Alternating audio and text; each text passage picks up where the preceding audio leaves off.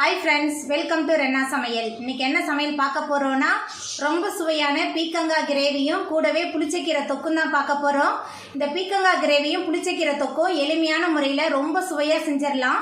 புளிச்சக்கீரை தொக்குல நம்ம பொடியெல்லாம் போட்டு செஞ்சிருக்கனால ரொம்ப சுவையா இருக்கும். எளிமையான முறையில் செய்யக்கூடிய இந்த பீக்கங்காய் கிரேவியும் புளிச்சக்கீரை தொக்கும் ரொம்ப சுவையாகவும் எளிமையாகவும் எப்படி செய்யறதுன்னு வாங்க பார்த்துடலாம். பீக்கங்காய் கிரேவி பண்ணுறதுக்கு 2 ஸ்பூன் அளவுக்கு எண்ணெய் சேர்த்துடலாம். குறைவான எண்ணெய் போதும். எண்ணெய் சூடாயிட்டு 1 ஸ்பூன் அளவுக்கு சீரகம் சேர்த்துடலாம். சீரகம் பொரிய ஆரம்பிச்சிருச்சு. பொடியாக நறுக்குன 10 சின்ன வெங்காயம் சேர்த்துக்கலாம். கூடவே 10 பல் பூண்டு, கொஞ்சமாக கருவேப்பிலை எல்லாத்தையும் சேர்த்துட்டு நல்லா வதக்கிடலாம். வெங்காயம் பூண்டு நல்லா வதங்கணும், நல்லா வதக்கிடலாம். சின்ன வெங்காயம் பூண்டு நல்லா வதங்கி வந்துருச்சு. இப்போ இதில் 2 டேபிள் ஸ்பூன் அளவுக்கு இஞ்சி பூண்டு விழுத்து சேர்த்துடலாம். கூடவே ஒரு தக்காளி பொடியாக நறுக்கி வச்சுருக்கேன், தக்காளி பழம் சேர்த்துடலாம். சேர்த்துட்டு நல்லா வதக்கிடலாம். வெங்காயம் தக்காளிலாம் நல்லா வதங்கி இஞ்சி பூண்டோட பச்சை வாசனை போயிடுச்சு. இப்போ இதில் மசாலா தூள்லாம் சேர்த்துக்கலாம். மஞ்சள் 1/2 ஸ்பூன் சேர்க்குறேன். குழம்பு மிளகாய் தூள் 1/2 டேபிள் ஸ்பூன், உங்கள் காரத்துக்கு தகுந்த மாதிரி சேர்த்துக்கோங்க. அதுக்கப்புறமா உப்பு எல்லாத்தையும் சேர்த்துட்டு ஒரு 2 நிமிஷத்துக்கு நல்லா வதக்கிடலாம். மசாலா தூள், வெங்காயம், தக்காளி எல்லாமே சேர்ந்து நல்லா கலந்து வதங்கி வந்துருச்சு. இப்போ இதில் கொஞ்சமாக தண்ணி சேர்த்துக்கலாம். தண்ணி சேர்த்துட்டு நல்லா கலந்து விட்டுடலாம். தண்ணி சேர்த்துட்டு நல்லா கலந்து விட்டாச்சு. மசாலாவோட பச்சை வாசனை போகிற அளவுக்கு நல்லா கொதிச்சு வரட்டும். மசாலாவோட பச்சை வாசனை போகிற அளவுக்கு கிரேவி நல்லா கொதிச்சு வந்துருச்சு. இப்போ இதில் பொடியாக நறுக்கி வச்சுருக்கிற மீடியம் சைஸில் 2 பீக்கங்காய் சேர்த்துடலாம்.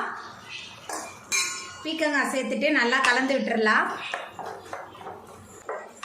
பீக்கங்காய் சேர்த்துட்டு நல்லா கலந்து விட்டாச்சு. இப்போ ஒரு மூடி போட்டு வேக வச்சிடலாம். பீக்கங்காய் வெந்து வரட்டும். நான் தண்ணிலாம் எதுவுமே சேர்க்கல, ஏன்னா பீக்கங்காய் தண்ணி விட்டு தான் வேகும்.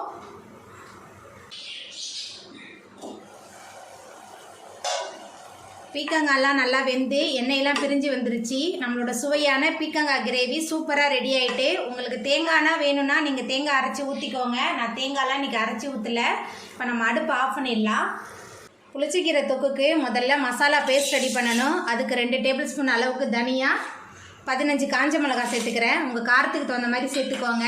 தனியா, காய்ந்த மிளகாய் 2 சேர்த்துட்டு மிதமான தணலில் நல்லா வறுத்துடலாம். எண்ணெயெல்லாம் சேர்க்க வேணாம், வெறும் கடாயில் வறுத்தா போதும். காய்ந்த மிளகாய், தனியா 2மே நல்லா வறுபட்டுருச்சு. இப்போ இதில் 1 டீஸ்பூன் அளவுக்கு சீரகம் சேர்த்துடலாம். சீரகம் இந்த சூட்லேயே நல்லா பொரிஞ்சு வந்துடும். இப்போ நம்ம அடுப்பு ஆஃப் பண்ணிடலாம். புளிச்சக்கீரைக்கு வறுத்து வச்சது நல்லா ஆறி வந்துட்டு இதை ஒரு மிக்சி ஜாரில் மாற்றிட்டு நம்ம பவுட்ரு பண்ணிடலாம். அடுப்பில் கடாய் வச்சுட்டேன். இப்போ நம்ம புளிச்சக்கீரையை வேக வச்சிடலாம். பார்க்குறது தான் புளிச்சக்கீரை நிறையா இருக்குது, ஆனால் வெந்து வரும்போது நல்லா சுண்டி வந்துடும். புளிச்சக்கீரை நல்லா வேகட்டும். புளிச்சக்கீரை வேக வைக்கிறதுக்கு தண்ணி எதுவுமே சேர்க்கல. நம்ம புளிச்சக்கீரையை அலசி வடிகட்டி வச்சுருந்தோம்ல, புளிச்சக்கீரையில் உள்ள தண்ணியிலே இந்த கீரை நல்லா வெந்து வந்துடும். நம்ம வேக வைக்கும்போது எவ்வளோ புளிச்சக்கீரை இருந்துச்சு. இப்போ பாருங்கள், புளிச்சக்கீரையெல்லாம் நல்லா சுண்டி வெந்து வந்துருச்சு. இப்போ நம்ம அடுப்பு ஆஃப் பண்ணிடலாம். ஆறுனதுக்கப்புறம் மிக்சியில் சேர்த்துட்டு நம்ம அரைச்சிட்டு வந்துடலாம். வதக்கி வச்ச புளிச்சக்கீரை நல்லா ஆறி வந்துட்டு அதை ஒரு மிக்சி ஜாரில் மாற்றிட்டேன். சின்ன லெமன் சைஸ் புளி எடுத்து வச்சுருக்கேன். புளி சேர்த்துக்கலாம். கூடவே புளிச்சக்கீரைக்கு தேவையான அளவுக்கு உப்பு சேர்த்துக்கலாம். சேர்த்துட்டு எல்லாத்தையும் அரைச்சிட்டு வந்துடலாம். மிக்சி ஜாரில் மாற்றிட்டு அரைச்சிட்டு வந்தாச்சு. புளிச்சக்கீரை தாளிக்கிறதுக்கு 3 டேபிள் ஸ்பூன் அளவுக்கு எண்ணெய் சேர்த்துடலாம். எண்ணெய் சூடாகி வந்துட்டு இதில் 1 ஸ்பூன் அளவுக்கு கடுகு சேர்த்துடலாம். கடுகு நல்லா பொரிய ஆரம்பிச்சிருச்சு. 4 காஞ்ச மிளகாய் சேர்த்துக்கலாம். கூடவே 25 சின்ன வெங்காயம் பொடியாக நறுக்கி வச்சுருக்கேன். சின்ன வெங்காயம் சேர்த்துடலாம். 30 பல் பூண்டு. வெங்காயம் பூண்டெல்லாம் அதிகமாக சேர்த்து செய்யும்போது புளிச்சக்கீரை தொக்கு நல்ல சுவையாக இருக்கும். வெங்காயம் பூண்டு சேர்த்த பிறகு நல்லா வதக்கிடலாம். வெங்காயம் பூண்டெல்லாம் நல்லா வதங்கி வந்துருச்சு பாருங்கள். இந்த அளவுக்கு நல்லா வதங்கி வரணும். அப்போ தான் புளிச்சக்கீரை தொக்கு நல்ல சுவையாக இருக்கும். இப்போ இதில் கொஞ்சமாக கருவேப்பிலை சேர்த்துக்கலாம். அதுக்கப்புறமா நம்ம மிக்சியில் சேர்த்து அரைச்சி வச்சு விழுது சேர்த்துடலாம்.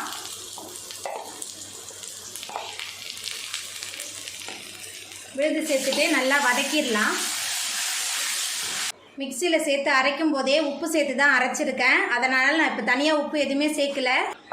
புளிச்சக்கீரையோட பச்சை வாசனை போகிற அளவுக்கு இதை நல்லா கொதிக்க விட்டுடலாம். கொதிக்க வைக்கும்போது அடுப்பை மிதமான தணலில் வச்சிடலாம்.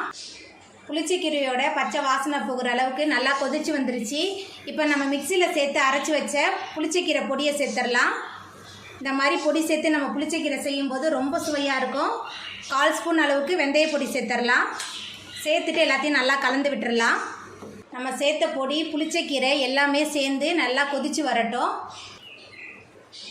மசாலா பொடிலாம் சேர்த்த பிறகு புளிச்சக்கீரை நல்லா வதங்கி வெந்து எண்ணெயெல்லாம் பிரிஞ்சு வந்துருச்சு பாருங்கள். நம்மளோட சுவையான புளிச்சக்கீரை தொக்கு சூப்பராக ரெடி ஆகிட்டு இப்போ நம்ம அடுப்பு ஆஃப் பண்ணிடலாம்.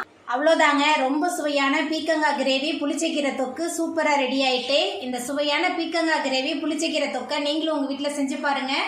இந்த வீடியோ உங்களுக்கு பிடிச்சிருந்தா லைக் பண்ணுங்கள், ஷேர் பண்ணுங்கள், கமெண்ட் பண்ணுங்கள், சப்ஸ்கிரைப் பண்ணுங்கள். அப்படியே பக்கத்தில் உள்ள பெல் பட்டனையும் கிளிக் பண்ணிடுங்க. நன்றி.